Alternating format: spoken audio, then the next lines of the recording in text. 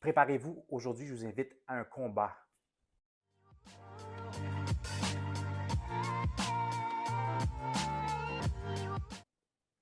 Oui, je vous invite à un combat. Vous êtes bien au Lecteurs Lounge. Jean, votre humble lecteur. Alors, au Lecteurs Lounge, on vous parle de sujets littéraires. Et oui, aujourd'hui, je vous invite à un combat littéraire, le combat des livres, version Radio-Canada en anglais. Si vous connaissez le combat des livres, qui est un truc qui arrive annuellement à Radio-Canada d'habitude. Je ne sais pas s'ils vont le faire cette année, maintenant que plus on, plus on est de fous n'existe plus. Je ne sais plus exactement c'est où ce qu'ils vont faire. Ils vont remplacer cette émission-là. Si vous le savez, laissez-moi savoir. En tout cas, la version Radio-Canada anglaise du combat des livres, c'est Canada Reads. Et je ne sais pas quand vous allez écouter ça, mais dernièrement, ils viennent tout juste d'annoncer le gagnant. Alors, aujourd'hui, j'ai décidé de prendre cette opportunité pour vous parler de Canada Reads, une de mes super grosses influences. Canada Reads, ou le combat des livres, la version Radio-Canada anglaise, c'est une liste de livres canadiens écrits par des auteurs canadiens ou sur des histoires canadiennes. Je pense que les auteurs doivent être canadiens qui sont défendus pendant une semaine par différentes personnalités. Pas nécessairement juste des personnalités littéraires, ça peut être des politiciens, ça peut être des gens, par exemple, cette année, les compétiteurs incluaient une gagnante ou un gagnant, je ne me souviens plus, de Jeopardy, une, euh, une jeune fille de l'Ontario qui a sa chaîne BookTube, de TikTok, excusez-moi. Je pense qu'elle s'appelle Tasmin ou Tasnim, qui l'année passée a lu plus d'une centaine de livres. Et il y a, si vous cherchez une personnalité vraiment intéressante, qui ajoute vraiment de la couleur à la description d'un livre, c'est un danseur de musique indienne qui habite au Yukon, au milieu de la neige. Fait qu'imaginez ces personnalités-là qui sont en train de défendre des livres qui leur sont chers, fait qu'ils ont chacun lu tous les autres livres. À chaque jour, il y a une élimination jusqu'à temps qu'on arrive au dernier. Si vous écoutez jusqu'à la fin, je vais vous dire quel livre a gagné et je vais vous dire aussi quel livre j'ai déjà lu et quel livre je vais louer et je vais lire et je vais faire une capsule pour vous. Alors, allons-y avec les livres. Je vais essayer de passer à travers les livres et vous donner peut-être deux choses sur chacun des livres, puis je vous dirai à la fin lequel je vais lire et sur lequel je vais faire une capsule.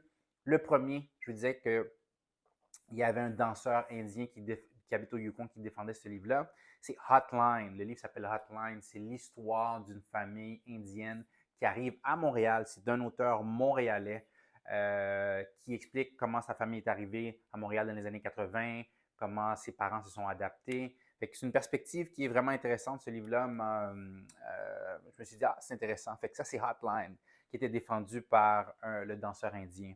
L'autre livre, c'est Greenwood, une histoire un petit peu plus ancrée au Canada, à travers deux ou trois générations, et aussi c'est l'histoire d'une famille. Dans ce livre-là, il semble avoir un peu plus de mystère et c'est centré beaucoup au travers de l'univers des forêts au Canada. Alors, Greenwood.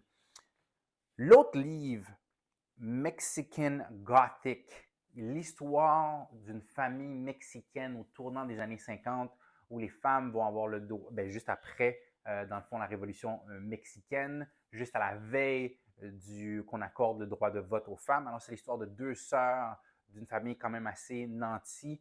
Alors, on voit un petit peu les conflits autour de cette situation-là. Fait que Mexican Gothic. Pour les deux autres livres, et encore une fois, je ne vous l'ai pas dit, si jamais c'est la première fois que vous êtes ici à Lecteurs Lounge, ici on parle de sujets littéraires, de livres et tout ce qui les entoure.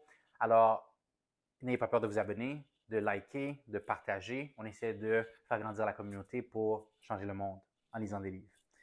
Euh, alors, pour les deux derniers, Station 11, aussi bizarre que ça peut paraître, c'est l'histoire d'un genre de fin de monde, un scénario de fin de monde causé par un virus respiratoire qui a été écrit avant la COVID. Station 11. C'est sur la liste.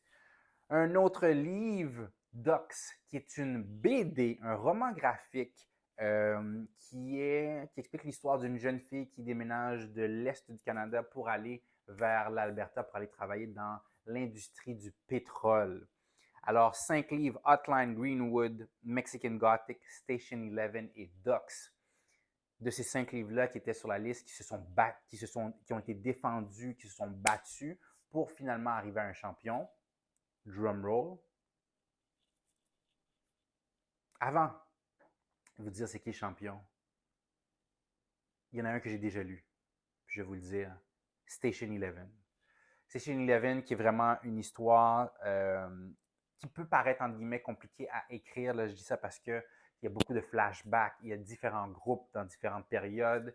Fait que c'est une histoire qui commence à l'aube de l'éclosion de cette pandémie-là. Et à travers plusieurs années, on voit comment le monde change et ce livre-là suit 5 différents groupes. C'est vraiment intéressant. Fait que je l'ai lu, ça vaut vraiment la peine. Ça valait d'être sur la liste. Maintenant, le champion, le gagnant, qui a gagné cette édition de Canada Reads, la 22e édition, si je ne me trompe pas, de Canada Reads 2023. Drum roll. Ducks. Ducks et de Madame Beaton. Je vais mettre tous les noms des auteurs, des maisons d'édition, des livres dans les commentaires. C'est juste que ça aurait été difficile pour moi. Fait que dans la description, je vais mettre tout ça. Fait Ducks, la BD sur la jeune fille qui voyage de l'Est du Canada jusqu'en Alberta pour travailler dans l'industrie du pétrole. Celui-là, j'ai vraiment hâte de lire. J'ai essayé de le récupérer à la bibliothèque, complètement sold out. Je vais faire aussi une capsule sur la Bibliothèque de Montréal.